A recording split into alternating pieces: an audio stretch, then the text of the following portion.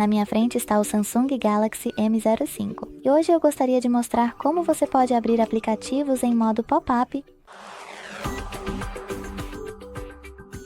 Comece selecionando um aplicativo para usar nessa visualização e lançando-o em segundo plano.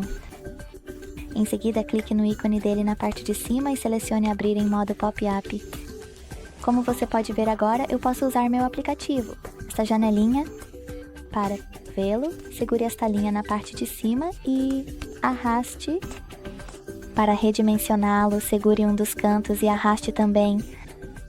Para usar todas as opções do modo pop-up, clique nesta linha na parte de cima e utilize todas elas. Para fechar uma janela, basta arrastá-la para o fundo. Muito obrigado por assistir. Se você gostou deste vídeo, deixe um like, comente e se inscreva. Tchau!